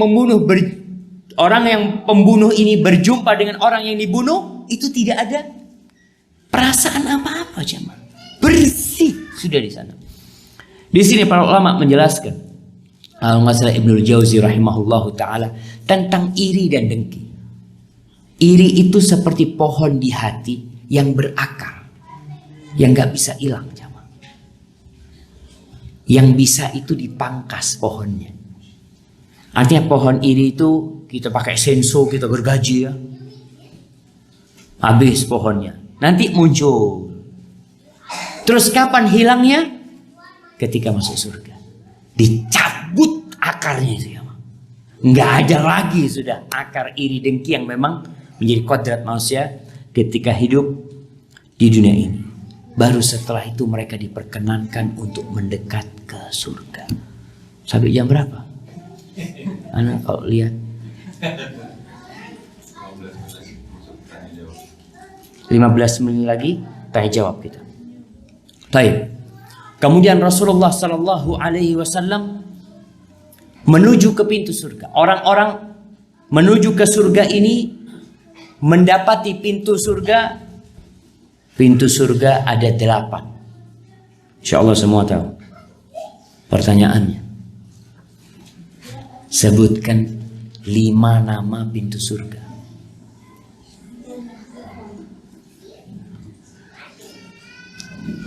Nah, yang bersandar ini mungkin mau jawab. Insyaallah.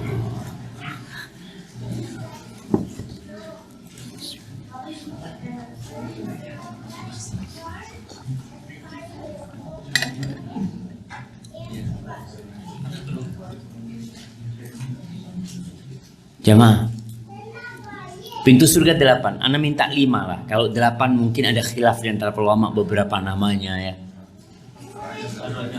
Royan pintu. Nah, 1. Yang kedua.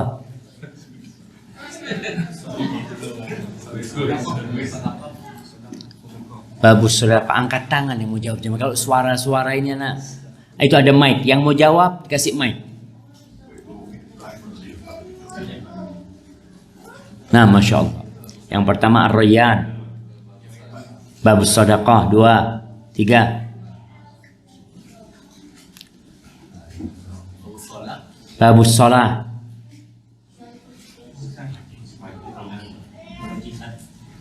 Tuh tambah lagi babul jihad. Masya Allah. Udah cukup. Masya Allah. Tapi nggak apa-apa lah. Kita kasih hadiah ya jamaah. Fadol. Yang mau nambahin 4 lagi.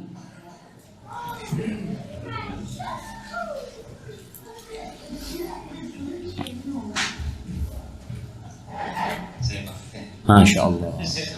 Waalaikumsalam warahmatullahi wabarakatuh. Pintu tobat. Babut taubah. Babu tobat. Babu ar-radin. Bab apa? Bab ridho. Sahib bab ridha. Bab ridho. Bab al-kadhimina al-ghaisa. Babul, Masya Allah. Babul kadhimin al-ghaid. Bab orang-orang yang menahan amarahnya. Masya Allah. Iya, memang ada pintu-pintu yang diperselisihkan oleh para ulama tentang nama pintu tersebut. Ada babul ilm disebutkan. Kemudian haji pun akan memiliki pintu untuk haji. Kemudian ada babul aiman. Bab kanan. Di sini Rasulullah SAW mengatakan, fa'antalik fa'ati tahtal arsh. Maka aku pergi mendatangi bawahnya arsh. Fa'aqa'u sajid, dalam hadis riwayat Bukhari Muslim. Lalu aku sujud di Rabbi. Fayuqimuni Rabbul alamin maqaman lam yuqimhu ahadan qabli. wa la yuqimahu ahadun ba'di. Allah memberikan aku tempat berdiri, tempat yang tidak pernah diberikan kepada orang sebelumku dan tidak pula orang setelahku. Fa aqulu ya Rabbi, lalu aku berkata kepada Rabbku, wahai Rabbku, ummati ummati, umatku umatku. Fa yaqulu ya Muhammad, adkhil min ummatika man la hisaba alaihim minal babil ayman. Allah mengatakan kepada Nabi sallallahu alaihi wasallam, wahai Muhammad, silahkan kau masukkan dari umatmu yang tanpa hisab, tanpa adab, dari pintu Aiman. Jadi di surga itu ada nanti pintu khusus namanya Babul Aiman. Itu hanya untuk umatnya Nabi Muhammad SAW, yang masuk surga tanpa hisab, tanpa adab. Wahum syuraka'un nas fima siwa dzalik minal abwab. Mereka nanti sisanya bebas di pintu-pintu yang lainnya.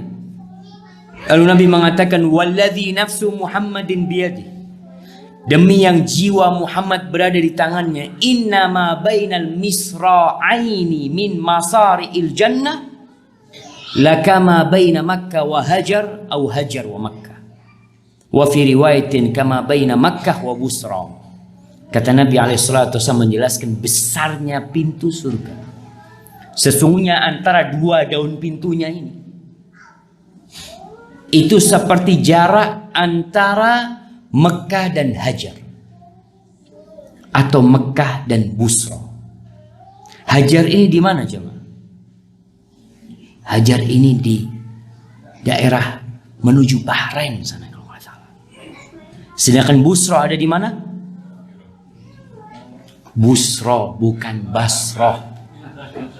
Di Yordania, dekat Suriah sana itu. Busra itu dekat Suriah. Anda membaca beberapa tulisan yang menjelaskan tentang jaraknya ini. Jarak antara Mekah dan Hajar dan Mekah dan Busra.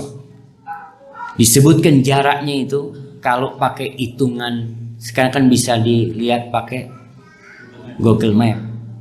Itu yang Anda baca 1210 km. Pintu surga. Iya, lebarnya. Berarti dia dua kan tertutup gini kan. Ketika dibuka daun pintunya, luasnya itu antara Mekah dan Hajar. Secara kilometer sekarang diukur 1210. Kalau antara Mekah dan Busra disebutkan 1272. Jadi disebutkan ya perbedaannya tidak banyak. Dan kalaupun berbeda itu kadang-kala penghitungannya yang beda. Artinya kalau menghitungnya sampai tengah kota berbeda kalau hitungnya sampai ujung kota. Ngitungnya di awal kota berbeda dengan yang ngitungnya Mekahnya dari mana ngitungnya, seperti itu. Tapi yang jelas Nabi SAW ingin menceritakan besarnya pintu surga itu. Ya'ti yaumal qiyamah wa huwa kadhidun minaz ziham. Kata Nabi SAW akan datang pada hari kiamat, pintu surga itu penuh jemaah. Artinya orang-orang itu bergerombolan di pintu surga. Setelah melewatin kontoro, setelah selesai mereka diizinkan untuk menuju surga. Ya, antum bayangin di dunia kalau ada mall baru dibuka. Mall baru dibuka. Kemudian 10 atau 100 pembeli pertama itu dapat diskon atau gratis. Antum bisa lihat jemaah. Bagaimana orang akan berbondong-bondong ke sana. Gimana kalau ini surga Allah Subhanahu wa taala?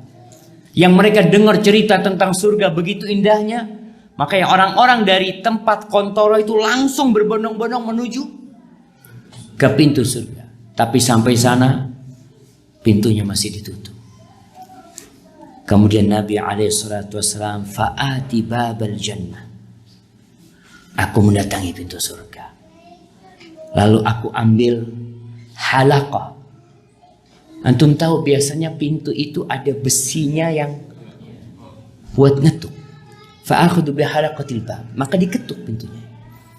Artinya orang-orang itu sudah minta dibukakan. Ini untuk menunjukkan makomnya Rasul SAW. Ketika di padang mahsyar, Allah sudah tunjukkan bagaimana semua nabi tidak bisa memberikan syafaat kecuali Rasul SAW. Ketika sampai pintu surga, semua nabi tidak ada yang diizinkan untuk membuka surga. Dan semua orang tentunya menunggu siapa yang bisa membuka pintu surga ini. Lalu datang Nabi alaihissalam, fa'akhudhu bihalaqatil bab fa'uqaqi'uha. Aku ambil kemudian aku ketukkan pintunya. Lalu dari dalam bertanya, siapa nama penjaga surga?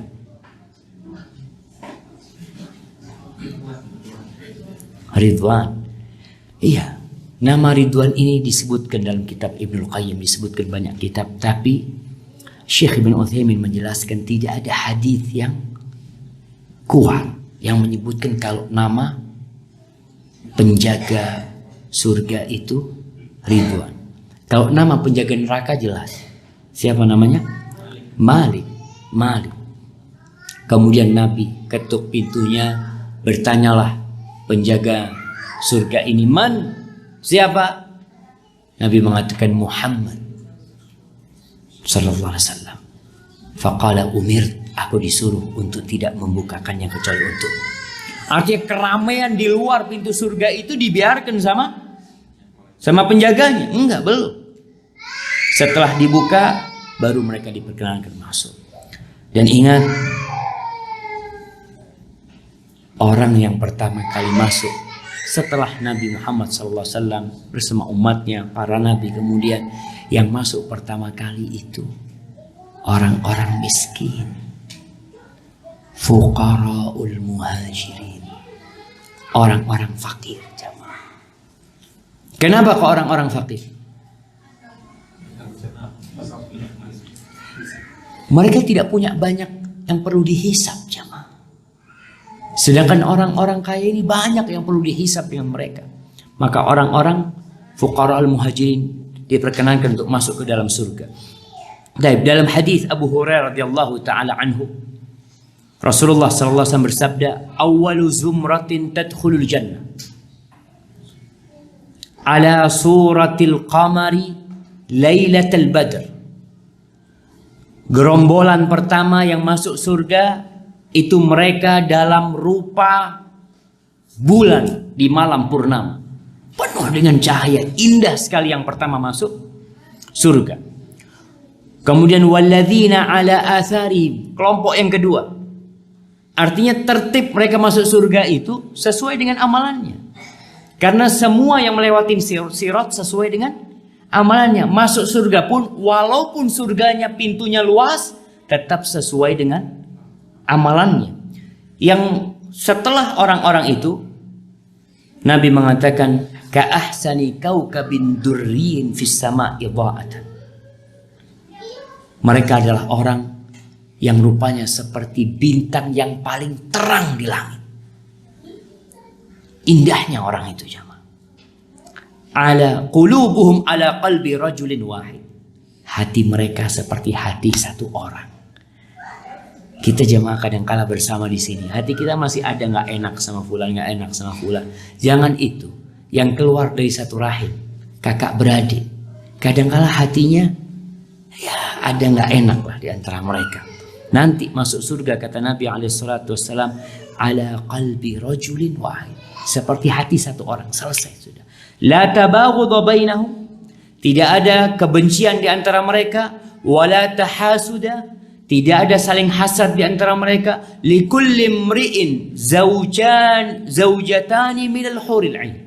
Setiap orang akan mendapatkan 2 istri dari bidadari.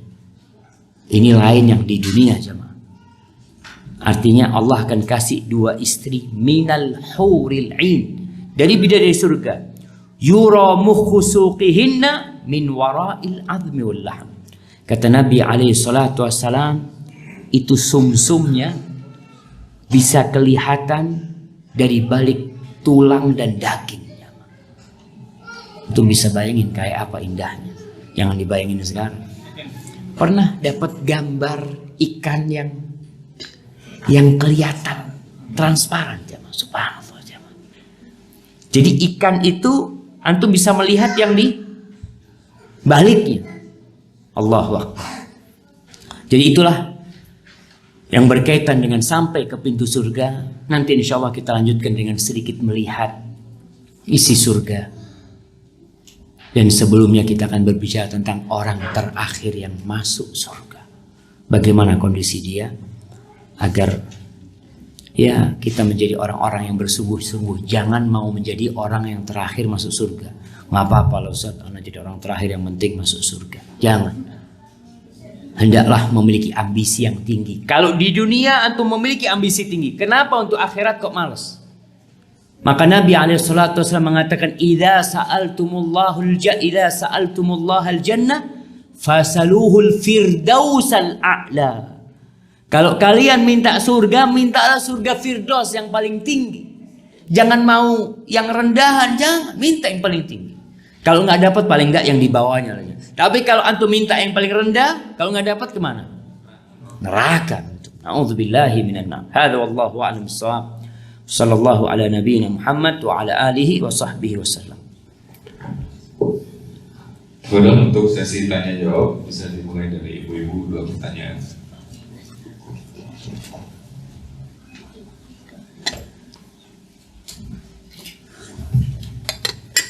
Assalamualaikum warahmatullahi wabarakatuh. Waalaikumsalam warahmatullahi wabarakatuh. Ada beberapa pertanyaan, Ustaz, 3 pertanyaan, insya Allah. Yang pertama, karena tadi diceritakan dari kemarin sejak kemarin itu diceritakan beberapa kali bahwa ada kisos, kemudian juga bahkan tadi ada jembatan di antara surga dan neraka untuk membersihkan hati yang masih ada sedikit. Sebenarnya itu pertanyaannya, apakah kita ketika dibangkitkan itu lengkap dibekali dengan akal dan hawa nafsu? Yang pertama. Nah, yang kedua, disebutkan bahwa orang-orang yang kafir dan yang zalim itu masuk ke yang kafir itu masuk ke dalam neraka beserta dengan pemimpinnya dan sesembahan-sembahannya. Yang dimaksud dengan sesembahan-sembahan mereka itu apa, Ustaz? Seperti sekarang misalnya di luar agama Islam, sebetulnya mereka menyembah apa sih, Ustaz? Sesembahan-sembahan seperti apa yang masuk ke dalam neraka?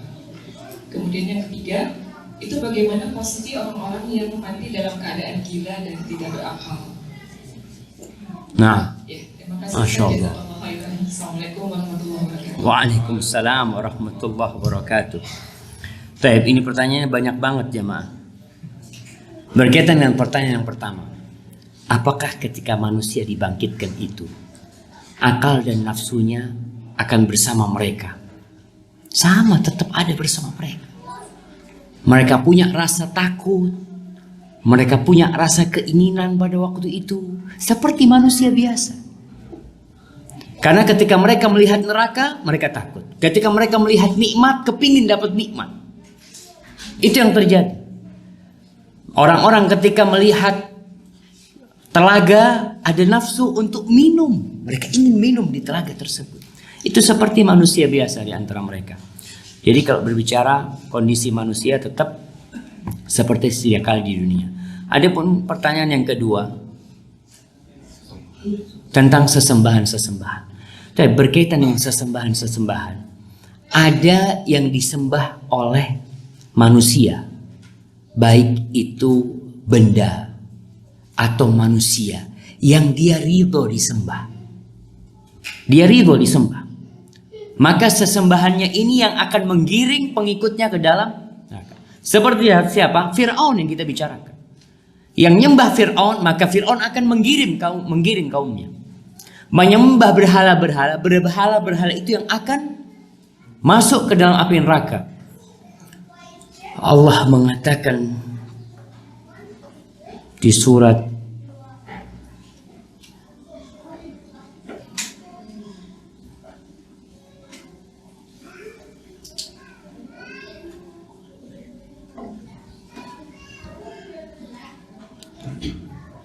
Innakum wa ma ta'buduna min dunillah hatabu jahannam.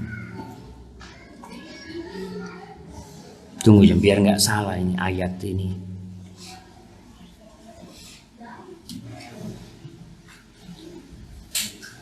Hasabu jahannam, betul. Ini kalau nggak salah di ayat di surah Al-Anbiya ayat 98.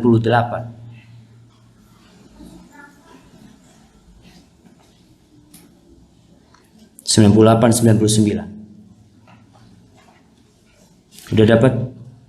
Allah mengatakan innakum wa ma ta'buduna min dunillah hasabu jahannam antum laha waridun. Sesungguhnya kalian bersama sesembahan kalian akan menjadi bahan bakarnya neraka jahannam, akan jadi kayunya neraka jahannam. Antum laha waridun, kalian semua akan memasukinya. Allah katakan laukana haula'i alihatan ma waraduha.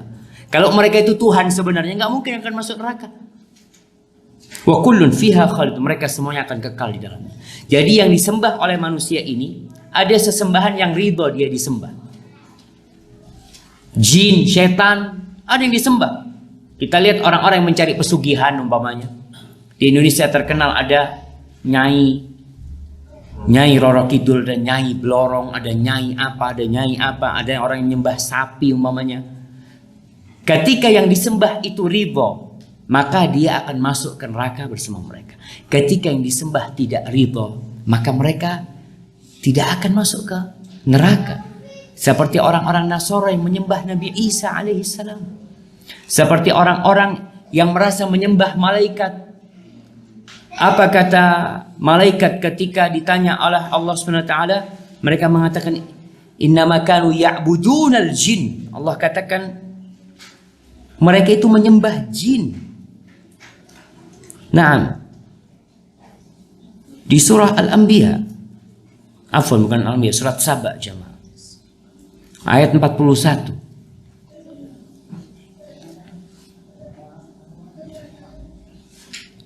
Di ayat 40 Allah mengatakan wa yauma yahsyuruhum jami'an. Pada hari semuanya dikumpulkan.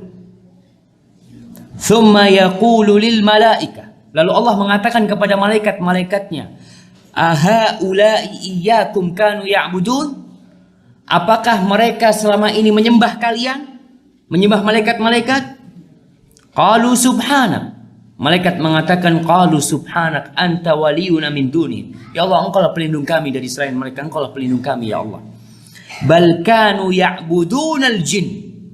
Kebanyakan mereka itu menyembah jin ya Allah. Aktsaruhum bihim mu'minun.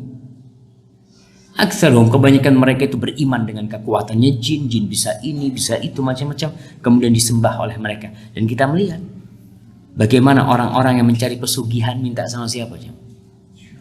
Nanti dapat cincin merah delima. Ada yang dapat keris. Ada yang dapat sapu, dapat apa? Minta kepada siapa? Minta kepada jin. Fal yauma, lalu Allah katakan pada hari ini la yamliku ba'dhum li ba'din naf'an wala dharra. Hari ini enggak bisa kalian memberikan manfaat satu sama lain. Memberikan mudarat enggak bisa lagi. Wa naqulu lil ladzina zalamu dzuqu adzaban nar. Maka dikatakan kepada orang-orang yang zalim, rasakan azab neraka allati kuntum biha tukadzibun. Baik, berkaitan dengan orang-orang yang apa? Yang gila, yang idiot, ya. Orang-orang yang tidak sampai kepada mereka risalah Nabi Muhammad SAW, yang mereka tidak bisa memahami. Kadang-kala enggak Ustadz, mereka di tengah-tengah orang Islam hidup tapi idiot, nggak bisa paham. Atau ada di antara mereka yang tuli, yang buta, yang cacat, benar-benar tidak bisa mendapatkan informasi dan tidak bisa mencernanya, maka mereka tidak akan dihisab, selesai buat mereka. Karena mereka punya uzur di hadapan Allah Subhanahu wa taala kalau mereka memang tidak sampai kepada mereka risalah Allah. Dan Allah mengatakan wa ma kunna mu'adzibina hatta nab'atsa rasulah. Kita tidak akan memberikan azab sampai kita mengutus utusan. Orang tua yang pikun, bagaimana kondisi dia? Dia akan dihisab sebelum pikunnya. Orang yang gila umur 25 tahun. Dia akan dihisap sebelum gilanya. Ketika sudah gila udah nggak ada, udah diangkat, pena itu sudah diangkat, udah nggak ditulis buat dia. Sebagaimana bayi juga, pena itu diangkat, tidak menulis amalannya. Sepertinya itu 3 pertanyaan tadi. Wallahu a'lam bishawab. Nah. Masih ada satu lagi dari ibu-ibu. Assalamualaikum warahmatullahi wabarakatuh, Ustaz. Waalaikumsalam warahmatullahi wabarakatuh. Berkaitan dengan amanah dan rahim tadi, Ustaz. Tadi disebutkan bahwa amanah yang berhubungan dengan pekerjaan itu bukan. Tapi bagaimana dengan amanah yang terkadang kita dalam bersosialisasi, bercerita, terus bilang misalnya jangan bilang siapa-siapa gitu. Tapi nanti terlontar tanpa sengaja atau disengaja. Nah itu apakah akan memberatkan kita di jembatan Siratul Mustaqim itu, Ustaz? Terus yang kedua, sampai sejauh mana dikatakan memutuskan tali silaturahmi? Bisa kita masih bertemu tapi di hati rasanya mengganjal, itu apa bisa dikatakan memutuskan tali silaturahmi itu, Ustaz? Iya, barakallahu fikum. Subhanallah jemaah. Ya, kalau kita mendengar hadis tadi, maka kita perlu takut. Artinya kita yang punya amalan baik, yang sudah melewati proses penimbangan ya, kemudian menuju ke sirat, jangan-jangan ternyata kita melakukan sesuatu yang Allah murkai dari sisi berkhianat dan tidak menyambung rahim kita.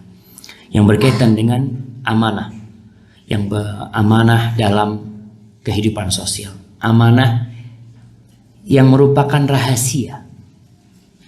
Orang itu ngomong sama kita, jangan cerita siapa-siapa. Kemudian antum cerita, antum berkhianat. Terus gimana solusinya? Minta maaf. Datang, ya Allah, antum datang ke orang yang antum omongin, yang antum sudah bongkar rahasia saudara antum, antum katakan kepada dia, tolong jangan dibuka.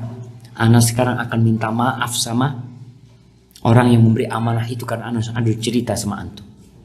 Kalau ini tersebar lagi berarti antum yang khianat. Artinya kita berusaha untuk menutup rahasia itu tidak tersebar, karena ada rahasia umum jemaah. Semua ngomong jangan cerita sama siapa. Ya. Ana cerita lagi, fulan. Demi Allah jangan cerita sama siapa. Antum sudah tadi cerita sama siapa-siapa.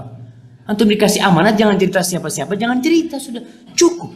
Tapi memang jemaah orang yang punya rahasia, tolong pilih orang untuk menyampaikan. Lihat, tidak semua orang bisa menerima amanah itu. Tidak semua hati itu besar. Ada hati yang sempit. Antum kasih amanah, dia nggak kuat. Akhirnya dia cerita. Maka kalau kita sudah menceritakan rahasia orang lain, berarti kita telah berkhianat. Karena Nabi SAW menceritakan, kalau orang ngomong noleh, fa'lam annahu amanah. Noleh aja, dia nggak ngomong. Artinya, enggak Ustaz, dia waktu cerita sama ana nggak ngomong ini rahasia Ustaz. Tapi waktu ngomong, kelihatan dia itu noleh. Dilihat, baru ngomong, berarti itu amanah. Atau dia ngomong, aku mau ngomong 4 mata. Berarti sudah rahasia. Nggak perlu antum mencari ungkapan tolong jangan diceritakan siapa-siapa. Nggak perlu, karena dia sudah ngomong cuma mau ngomong sama antum. Berarti nggak ingin orang lain tahu. Tapi berkaitan dengan yang kedua, masalah silaturahim. Silaturahim ini berbeda dengan ziarah, berbeda dengan ukhuwah Islamiyah. Karena supaya kita bisa menepati sasaran perintah Allah dan Rasulnya. Nabi SAW mengatakan, sadidu wa qaribu. Kalian dalam beramal kalau bisa tepat sasaran. Kalau tidak, mendekati. Kadangkala ada orang karena salah faham silaturahim, akhirnya dia tidak tepat dan tidak mendekati. Seperti apa? Ada orang yang Masya Allah jemaah, orang ini orangnya itu suka bergaul. Temannya banyak, sohibnya banyak sekali. Tapi nggak ada di antara mereka kerabat dia. Dia merasa ana ini orang yang suka silaturahim, kata dia. Ana suka berkunjung ke tempat sahib-sahib ana. Silaturahim itu lebih khusus lagi. Silaturahim ini menyambung yang ada hubungan rahim, yang ada hubungan kekerabatan. Jadi kalau kita ribut sama teman kita, kemudian kita nggak mau berjumpa sama dia, itu bukan memutuskan silaturahim. Ini masalah ukhuwah Islamiyah, bukan masalah silaturahim. Kalau bicara Ustadz, kita kan semua anak keturunannya Adam, ya iyalah. Kalau bicara itu jelas kita nyambung ke Adam. Tapi ada rahim yang dekat. Dikatakan rahim itu ada rahim. Yang dimaksud dengan rahim siapa? Yang pertama, pendapat yang pertama mengatakan mereka adalah yang mahram kita. Kalau salah satunya perempuan, kita tidak boleh menikahinya. Itu rahim. Seperti ana, kakak ana, adik ana, keponakan ana, bibi ana. Itu rahim. Bibi dari pihak ibu, dari pihak bapak, itu rahim. Jadi yang mahram. Ini pendapat yang pertama. Pendapat yang kedua, mereka adalah yang mewarisi. Jadi lebih sempit lagi. Karena ya kalau bicara keponakan ana nggak akan mewarisi ana kalau ana punya anak laki gitu. Seperti itu. Itu yang mewarisi. Yang ketiga, mereka kerabat dekat yang bergabung kepada kakek nomor 3, kakek nomor 4, atau kakek nomor 2. Jadi yang satu kakek lah. Mamanya ana Syafiq bin Riza bin Hasan bin Abdul Qadir mamanya. Ya udah yang ketemu sama Abdul Qadir nih semuanya itu kerabat dekat. Ini yang namanya menyambung rahim. Dan menyambung rahim ini ada yang wajib, ada yang sunnah. Ada yang wajib, ada yang sunnah. Kemudian kedekatan menentukan. Artinya anak kepada keponaan tentunya beda dengan kakak anak. Soalnya anak lebih dekat. Anak terhadap sepupu tentunya berbeda dengan keponakan anak. Karena ini kan sepupu sudah agak jauh gitu loh jamaah. Berkaitan dengan yang wajib. Kalau keluarga kita susah, kita punya keponakan susah, kemudian tidak ada yang bantu dia, maka wajib bagi kita untuk membantunya. Kalau sudah ada yang membantu dia, alhamdulillah kita mau bantu juga. Sudah tidak wajib, maksudnya kita sudah ada yang membantu gitu loh. Artinya banyak keluarga yang membantu dia, kalau kita bisa membantu dia. Tapi kalau tidak ada yang membantu dia, berarti kita wajib untuk membantu dia. Gimana kalau kita punya sepupu? Pamannya dia ini, sepupu ini yatim. Pamannya dia itu tidak membiayai sekolahnya. Padahal mama. Apa yang kita lakukan? Apakah kita kan ada pamannya? Iya, pamannya tidak care sama tuh anak. Berarti kita punya kewajiban membantu dia. Jadi tidak mengatakan ya kalau ada yang lebih dekat dia yang tanggung jawab. Betul, secara hukum agama dia yang bertanggung jawab. Tapi kalau dia tidak melaksanakan tugasnya, bukan berarti kita terlepas diri. Enggak, karena dia itu kerabat kita. Kita wajib menyambung rahim. Kalau yang berkaitan tadi contoh yang disebutkan oleh ibu tadi, kita ada sedikit perasaan gak nyaman sama saudara kita. Apakah itu masuk memutuskan silaturahim? Insya Allah enggak. Kalau kita tetap menyapa sama dia, kita tetap bertegur sapa, tapi ada perasaan gak enak. Tapi kalau antum tidak memaafkan, antum dendam sama dia, beda nih. Karena dalam sebuah hadis Nabi SAW ketika menjelaskan amalan itu diangkat hari Senin dan hari Kamis, apa kata Nabi SAW? Yughfaru likulli abdin la yusyrik billahi syai'. Diampuni buat setiap hamba yang tidak melakukan kesyirikan, illa kecuali rajulun bainahu wa baina akhihi syai'. Ada orang yang bermasalah sama saudaranya. Fayuqalu anziru lihadain. Dua orang ini jangan diampuni dulu dosanya. Sampai kapan? Hatta yastaliha. Sampai keduanya berbaikan. Bagaimana berbaikan? Dengan bertegur sapa selesai. Dia mengatakan assalamualaikum. Jadi insya Allah sudah selesai hajirnya. Masalah perasaan hati ya tinggal sekarang kan orang tinggal mengobatin bagaimana menyelesaikan masalah tersebut. Ini berkaitan dengan silaturahim. Dan silaturahim itu bukan hanya berkunjung, jamaah ingat. Silaturahim itu artinya berbuat baik kepada kerabat. Kalau jauh ya kita telepon, kalau jauh ya kita kirim hadiah sama mereka. Maka jangan sampai kita ini baik sama orang lain, sama kerabat sendiri, gak baik. Ada teman-teman yang Masya Allah, sohibnya dibelikan HP, dikasih hadiah ini, itu macam-macam. Kerabatnya sendiri tidak. Kenapa? Karena dia lebih cinta sama sohibnya daripada kerabatnya. Nggak apa-apa engkau mencintai sohibmu, nggak apa-apa. Tapi engkau punya kewajiban membantu kerabatmu. Rasulullah SAW ketika ditanya masalah sodakoh, lebih utama mana sodakoh sama orang lain, sama sodakoh kepada kerabat sendiri? Antum sodakoh sama sohib, sohib ini orang lain.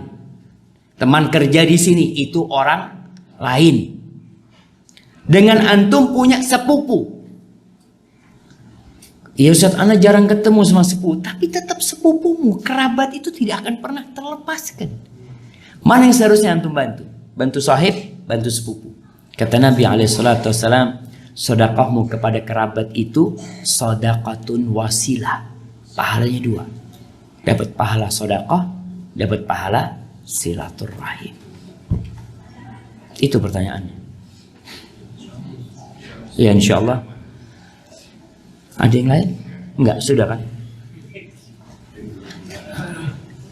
Tadi untuk kajian sesi 5 mudah-mudahan yang kita nikmati.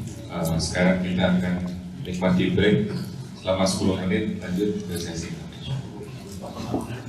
Break 10 menit, Masya Allah. Bangun aja 5 menit mereka.